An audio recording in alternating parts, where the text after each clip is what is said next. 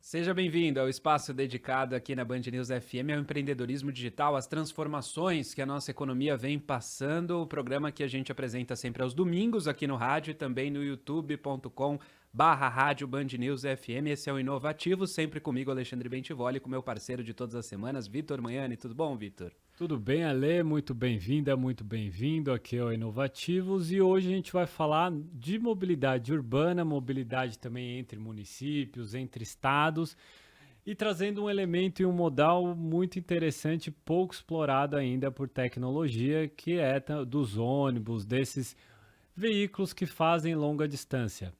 E a gente traz um dos grandes expoentes dentro desse segmento aqui, que com certeza absoluta vai passar muita informação e conhecimento para quem está nos ouvindo e nos assistindo. É o diretor-geral da Flixbus Brasil, o Edson Lopes, ele que controla a operação da empresa. Queria te dar as boas-vindas aqui ao Inovativos e queria que você começasse contando para a gente um pouco da sua trajetória pessoal, profissional, e também contando um pouco do caminho que a Flixbus vem percorrendo até aqui. Perfeito. Obrigado, Alexandre. Obrigado, Vitor. Obrigado pelo convite aí da Band News FM, do programa Inovativos. É um prazer estar aqui conversando com vocês hoje. Falando um pouco sobre a minha trajetória, me apresentando. Bom, como eles falaram, eu sou diretor-geral da Flixbus aqui no Brasil.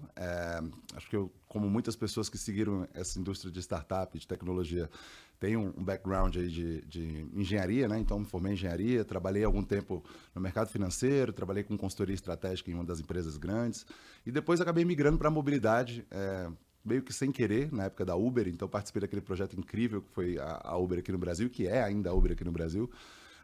Me movimentei um pouco com outras empresas do grupo de investidores da Uber e acabei, 3 anos atrás, assumindo essa missão incrível que enfim, inovar o setor de transporte média e longa distância rodoviário aqui no Brasil. Tem sido um grande desafio por conta das complexidades regulatórias do setor, por conta da competição, que é bem diferente aqui, mas eu vou contar um pouquinho da história da Flixbus antes da gente passar para outra etapa. Então, falando sobre a Flixbus, hoje nós somos a maior empresa de transporte rodoviário de média e longa distância no mundo, talvez excluindo a China, que é até um pouco complicado saber quem é que é grande, quem é que não é lá nesse setor, mas hoje nós somos a maior empresa fora da China, vamos colocar dessa forma.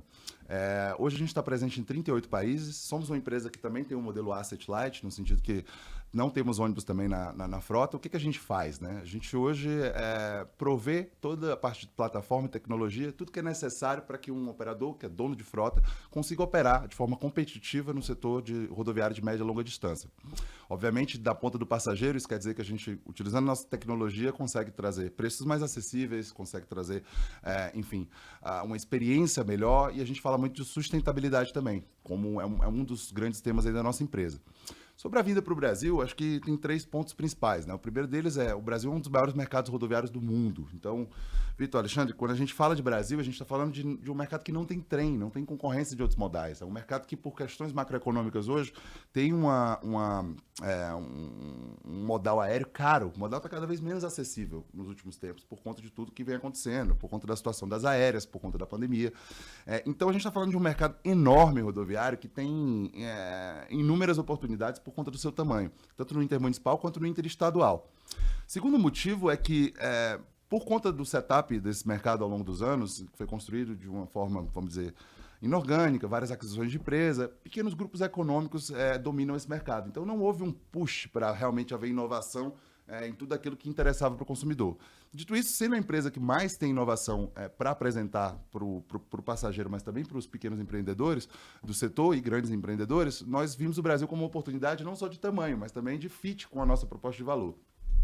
E por último, contando aí já o lado desafiador da história, a gente veio para o Brasil pensando muito em como é que a gente consegue operar de forma regular no Brasil, num setor que é tão travado de forma regulatória. E aí houve um início de abertura que começou lá atrás, essa é uma história que a gente pode conversar, enfim, por horas, por dias, acho que até por anos, que é o caso que a gente já vem fazendo aqui com o setor público, etc. Mas a gente viu que havia um avanço claro na regulamentação local, que permitia mais competitividade e uma democratização do transporte. Então, independente de posicionamento político do governo, etc., a gente viu que existe um projeto de longo prazo no Brasil para democratizar esse transporte que é tão importante, principalmente no contexto de não ter tantas outras opções para o média e longa distância.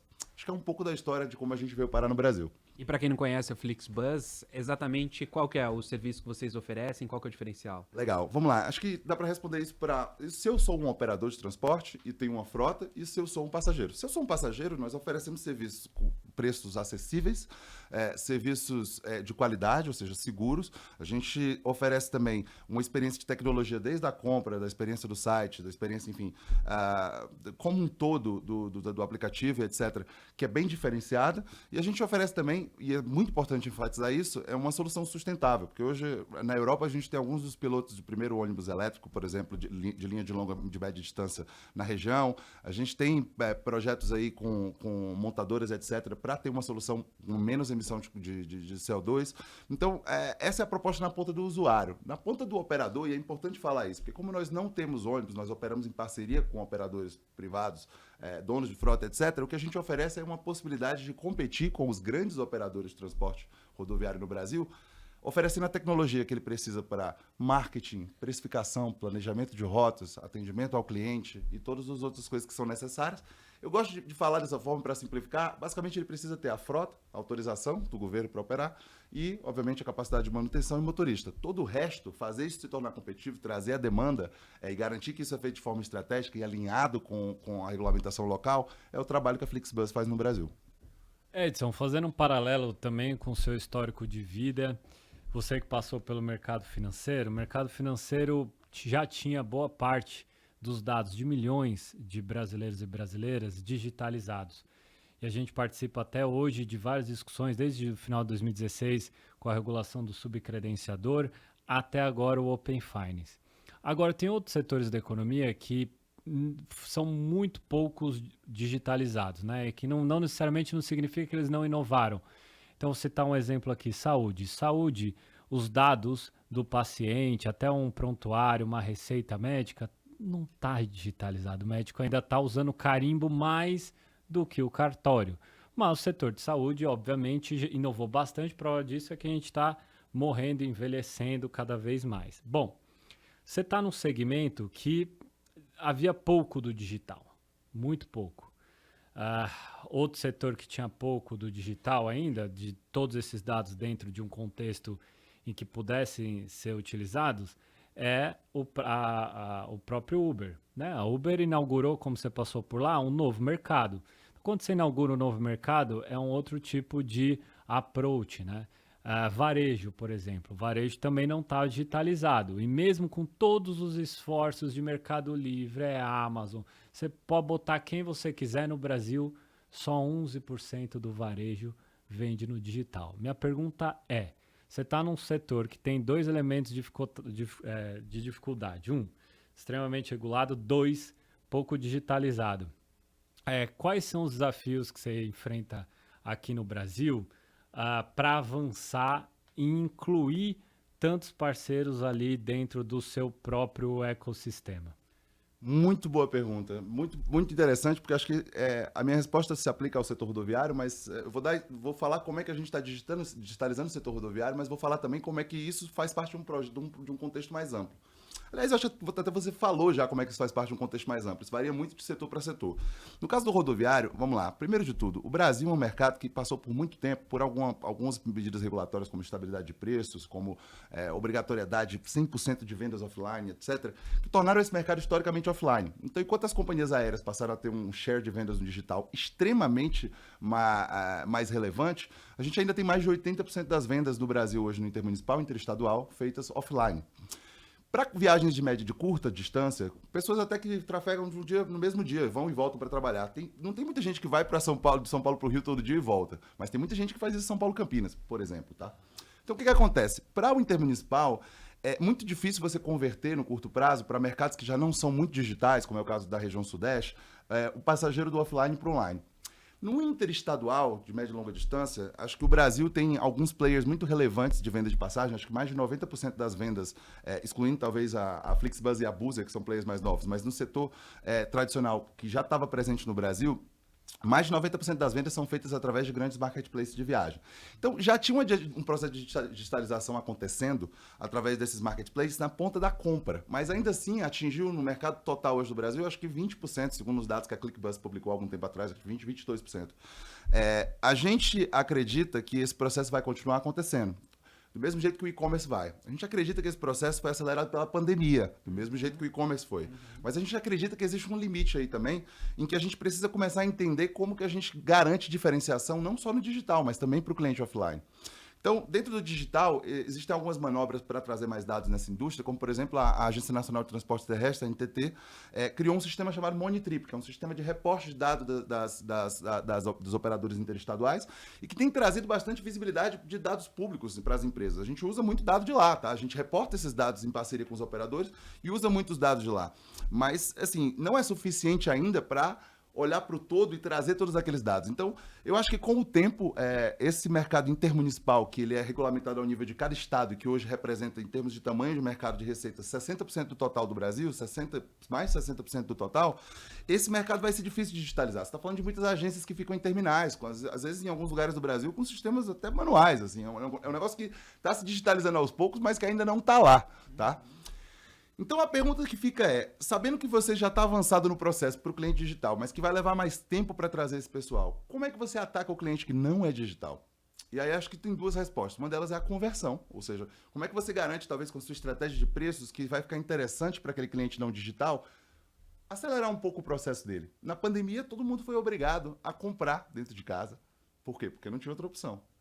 E se a gente traz uma estratégia de precificação, uma estratégia de comunicação voltada para trazer aquele cliente que vai entender a vantagem de passar para o digital?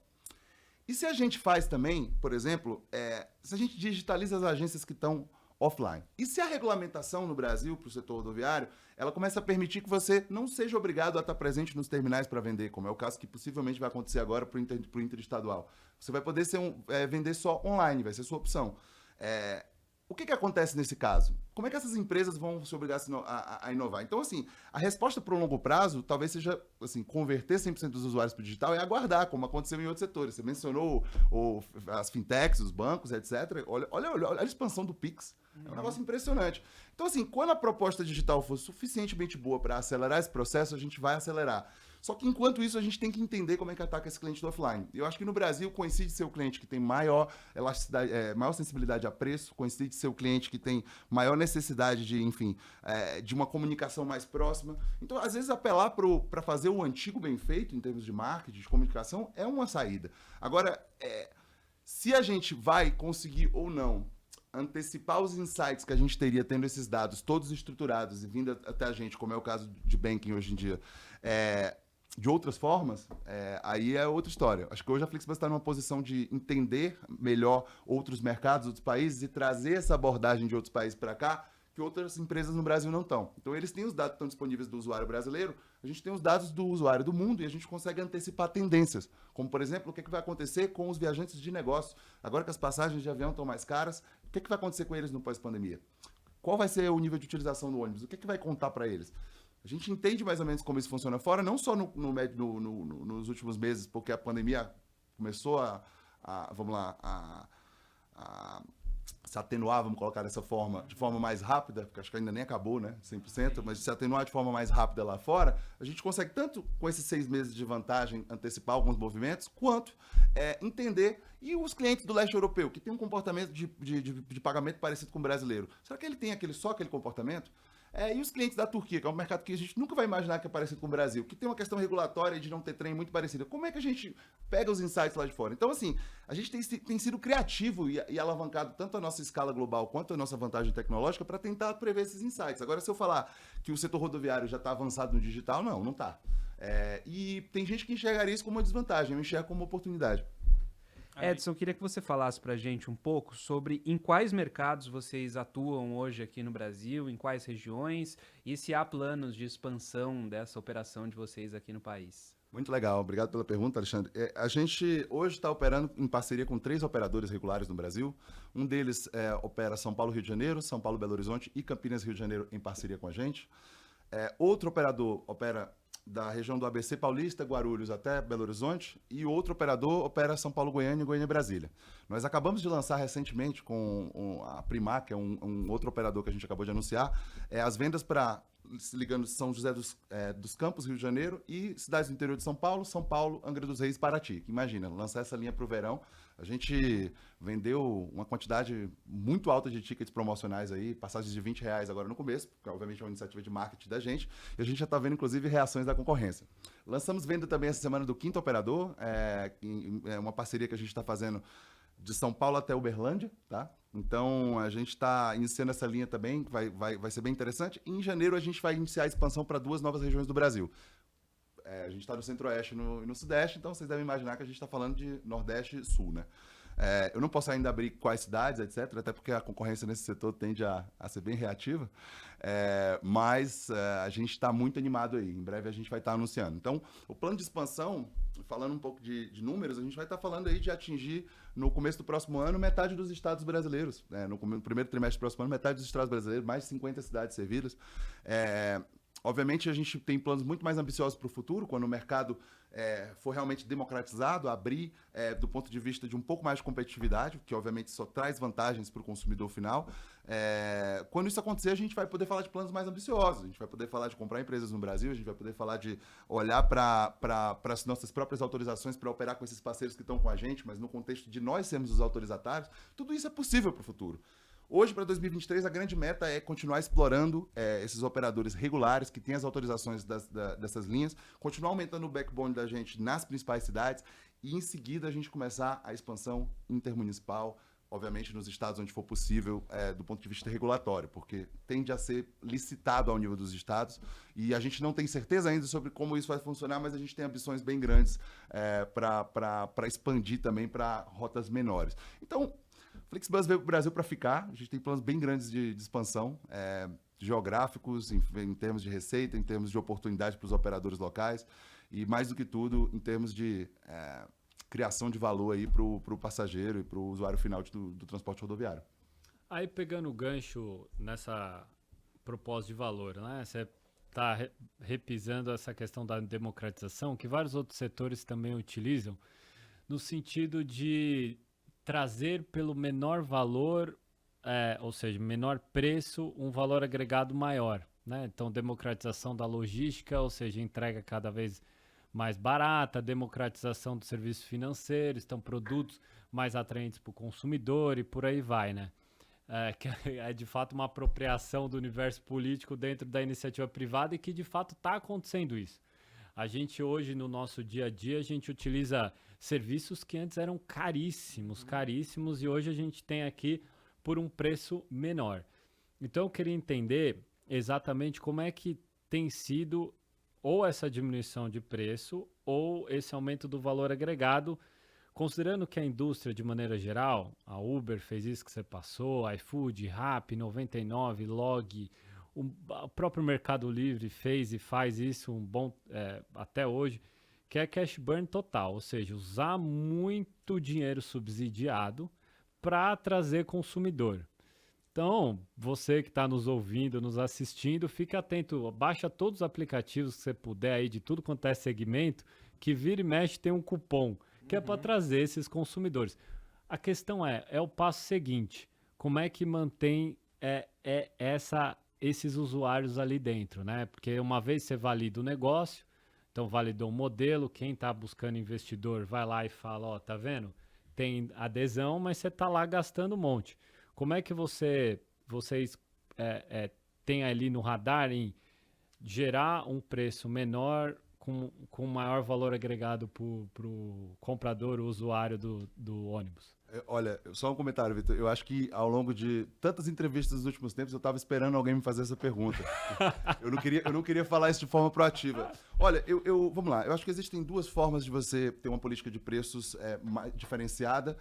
Uma é sustentável e outra não. A gente viu em alguns setores em que houve um aumento da competitividade entre as empresas com a mesma proposta de valor, quando coincidiu também de secar a fonte de venture capital e, enfim, de financiamento através de capital de risco que vinha acontecendo nos últimos anos. O mundo está passando por uma transformação. O que aconteceu? Essas empresas passaram a competir como qualquer outro setor. A Flixbus sempre foi diferente. Eu não quero dizer que nós não temos investidores de venture capital, a gente tem venture capital, private equity, tudo que você imaginar por trás, como qualquer empresa que já fez 7 rounds e está se preparando para um IPO futuro. No nosso caso, a maioria dos mercados já são lucrativos. Então, assim, a gente não tem essa abordagem de cash burn. Eu até, para ser sincero, falando da minha trajetória, eu vim de um meio onde eu passei por essa etapa das empresas do SoftBank, das empresas Tiger, eu passei por esse processo de vamos lá, como a gente chama de hypergrowth, né? De Blitzscale, tem até um livro que fala sobre isso. Eu entendi como isso funcionava e eu vejo que para algumas empresas isso vai funcionar ou não, porque você cria uma vantagem tão grande para o longo prazo, e eu acho que é o caso da Uber, tá? E de outras empresas também. Você cria uma vantagem tão grande para o longo prazo e você consegue construir tanto em cima daquilo ali que compensa a sua falha de eficiência no começo. A gente não foi assim. A Flixbus hoje, além de já ter a maioria dos mercados lucrativos, a gente não tem essa política tão absurda. Quando a gente fez o lançamento das passagens de R$1 aqui, era uma ação de marketing como qualquer outro. Então a gente vendeu, foi um dos maiores lançamentos da indústria de mobilidade no Brasil. Foram 40 mil passagens vendidas em um dia. Por R$1? Por R$1. Eita, perdi. Mas pensa comigo, se o seu custo nessa viagem for, R$30, R$25 por ticket, vamos colocar. O custo, tá? Você está falando de uma campanha de R$1 milhão, coloca isso em dólar, dá menos de $200 mil. Cara, isso comparado com o burn das empresas de delivery, etc., isso não é nada. Então a gente tem uma abordagem um pouco diferente, até porque o nosso setor não é um setor de uso diário. As pessoas não estão falando de... Eu não estou falando de 30 milhões de usuários ativos por semana, 10 milhões de usuários ativos por semana. Eu estou falando de um mercado que tem 60 e poucos milhões de passageiros ao ano no Brasil, entendeu? Então, assim, o mercado total do rodoviário no Brasil, juntando intermunicipal e interestadual, é um mercado de R$20 bilhões por ano, que vai crescer ao longo dos anos, que tende, com a abertura, com a democratização aí e com a maior competitividade, crescer, mas não é um mercado que nem se compara com esses outros. Então, a gente está falando de um burn que tem que ser um pouco mais, vamos lá, educado. Então, a nossa proposta de valor realmente é trazer... usar a tecnologia e usar a inteligência para fazer o negócio acontecer com o usuário e para, obviamente, permitir que pequenos players sejam competitivos com os grandes. Sem exatamente, a gente talvez seja até o remédio para que eles consigam resistir a brigas de preço e esse tipo de coisa que não seria possível antes. Talvez a gente seja até uma ferramenta de antitrust, eu vou colocar dessa forma, para permitir que os menores aqui no Brasil consigam competir. Obviamente, não é uma ferramenta de antitrust, mas é isso. Eu acredito muito na proposta de valor da gente, tanto para o usuário quanto para as empresas. E hoje, assim, decididamente, meu orçamento não é um orçamento que a gente se comprometeu a gastar $100 milhões em 5 anos no Brasil. Isso para ride-hailing e para outros setores é nada. Então... E a gente falava, Edson, sobre esse crescimento muito rápido que a Flixbus vem tendo, a projeção para o ano que vem, de chegar a mais 2 regiões do país. E eu fico imaginando a quantidade de dados que vocês devem receber, né? De dados que vocês podem coletar, e queria saber se vocês usam isso no planejamento das rotas, como que vocês tratam esse tipo de informação para conseguir tornar toda a operação de uma forma mais eficiente. Legal, acho que é uma pergunta bem bacana. Eu estava até brincando que é de onde eu venho, né? Eu vim de um background de analytics, eu sou, enfim, engenheiro, eu adoro falar sobre isso, né?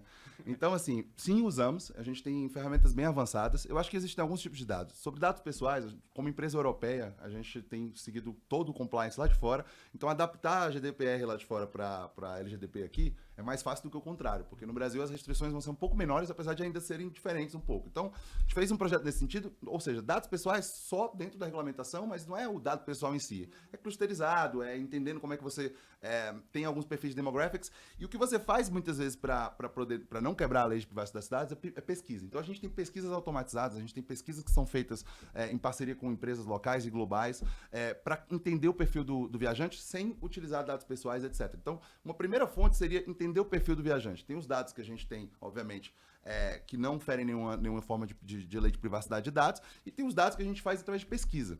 Isso é muito útil, tá? Então, assim, hoje no Brasil a gente consegue entender qual é a percepção de cada segmento de cliente em relação a cada marca aqui no Brasil. E é interessante porque a gente já está fazendo isso há alguns semestres. Então, a gente consegue ver a evolução. Por exemplo, uma das maiores empresas do Brasil passou por um problema grande de quebrar, vocês sabem de quem eu estou falando, tentou lançar uma empresa no modal aéreo. A gente conseguiu identificar qual foi o impacto na marca deles, por exemplo, através dessas pesquisas, e identificar para onde foram aqueles clientes e qual seria o local mais provável que eles iriam. Então, a gente tem muito dado de pesquisa, isso é muito voltado para o passageiro. Sobre o planejamento das rotas, etc., a gente usa desde dados públicos que a gente tem da NTT até dados que a gente tem de fora do Brasil para tentar utilizar melhores práticas lá de fora, desde o tempo de rotação e o scheduling dos ônibus para dar match com a demanda. Você vai estar olhando desde coisas como a que horas as pessoas abrem o app para comprar uma passagem, até a curva de antecedência do que elas estão fazendo, e dentro do que é possível, dentro da lei, a gente também olha com toda certeza preços de competição, de onde é que vem esses preços, como é que eles se movimentam. Então, assim, as empresas aéreas já fazem isso há muito tempo. No setor rodoviário, não sei qual é a prática dos meus concorrentes, imagino que hoje já seja uma prática mais padrão, você está acompanhando o preço, está acompanhando a oferta da concorrência. Acho que todos os setores, né?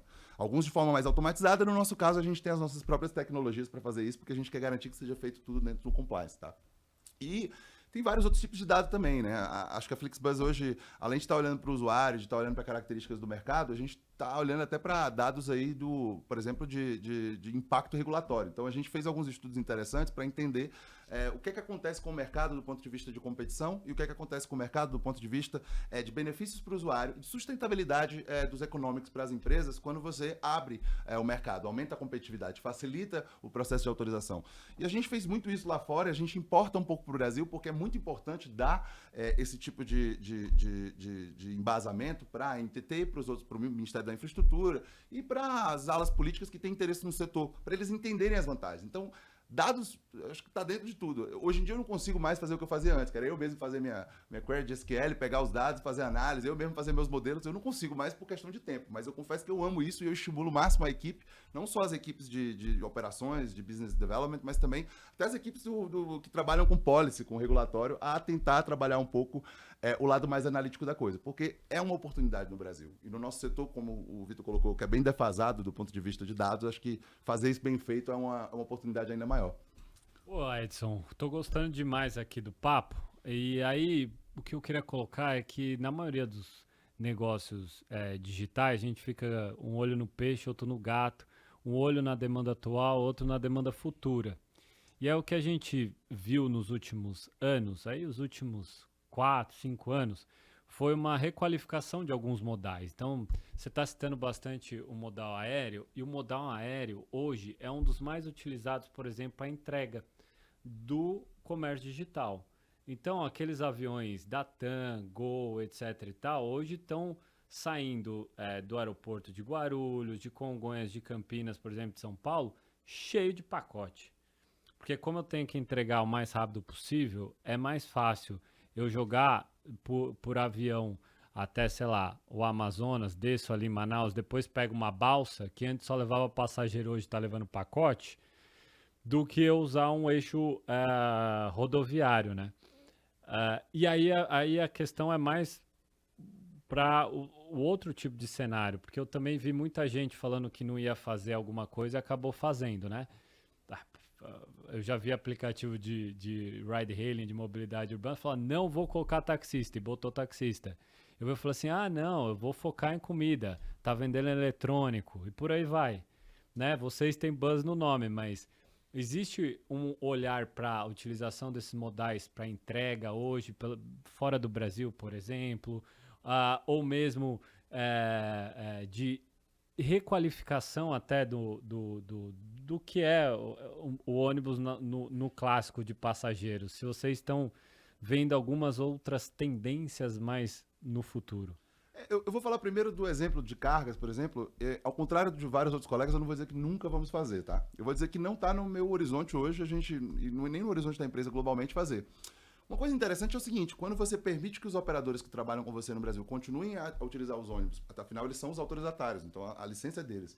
eles continuem a utilizar os ônibus para negócios de cargas, você está permitindo que eles gerem uma receita extra ali da qual você não tem participação, que obviamente representa uma barganha na nossa negociação com eles. Então, a gente não impede que os operadores FlixBus aqui no Brasil tenham negócio de cargas, a gente simplesmente não tem nenhuma gerência sobre isso, nenhuma participação em receita, e a gente, obviamente, só tem regras bem claras do que é que pode fazer e o que é que não pode fazer do ponto de vista de compliance, mas acho que isso aí fala mais sobre a legislação do país do que sobre as regras específicas da gente.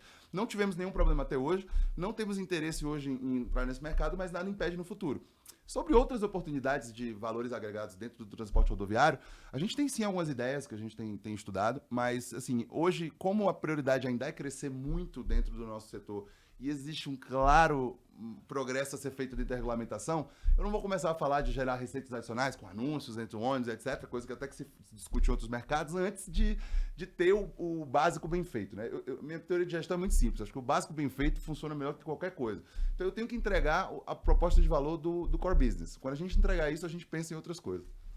Edson, o que eu também vi em alguns setores também geração de criação de demanda, na verdade, né? Então, por exemplo, você tem muitos atores pequenos trabalhando como esses transportadores, né, de pessoas no eixo rodoviário, mas em outros casos eu vi empresas sugerindo a criação ajudando a criar essas pequenas empresas, sabe?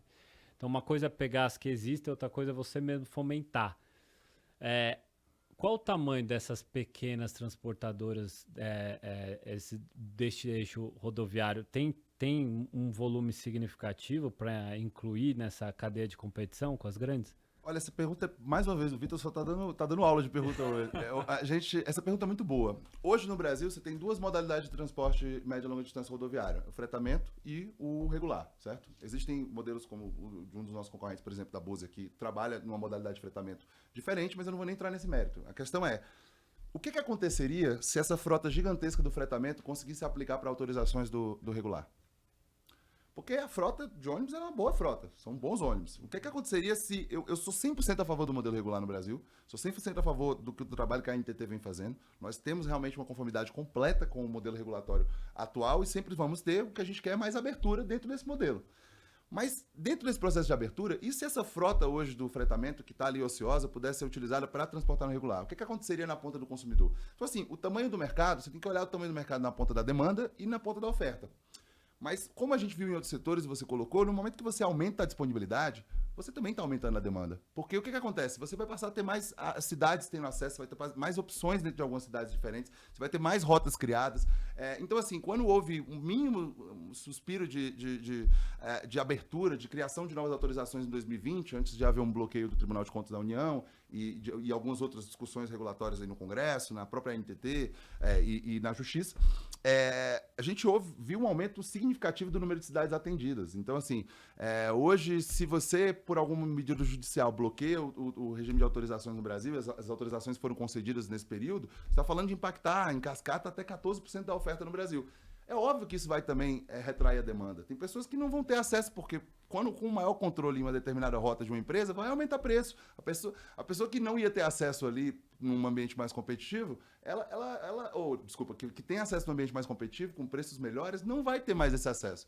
Então, assim, é difícil de falar exatamente qual será o impacto exato se você converter toda a frota disponível hoje do fretamento para servir o transporte regular de passageiros, com autorização da NTT, no médio e longa distância e, eventualmente, no futuro até o intermunicipal.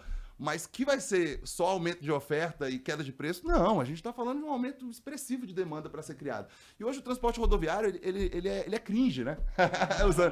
É um transporte cringe. Então, assim, pensa naquele estudante que hoje não sabe, tem tanta gente que não sabe o tanto que o rodoviário é uma opção interessante e que poderia se beneficiar das modernizações do setor. Então, assim, tem muita demanda para ser criada só através de comunicação. Com a devida mudança regulatória, aumento da competitividade, o que vai acontecer no setor rodoviário, eu falei que é um mercado de 20 bilhões intermunicipal e interestadual, isso pode dobrar facilmente. E não só pegando demanda do aéreo, facilitando realmente que as pessoas que não iam viajar, viajem. Eu acredito muito nisso, no poder que o rodoviário tem para isso no Brasil.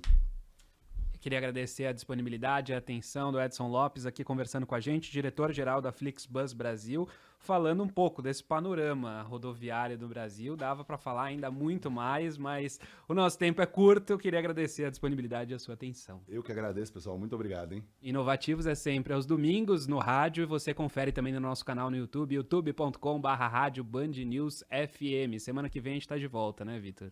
Com certeza, Lê. Obrigado quem nos assistiu até aqui. Não deixe de comentar aqui no YouTube da Band News FM. Entra na playlist do Inovativos, acompanhe os outros episódios e procure a gente nas redes sociais. Até o próximo episódio.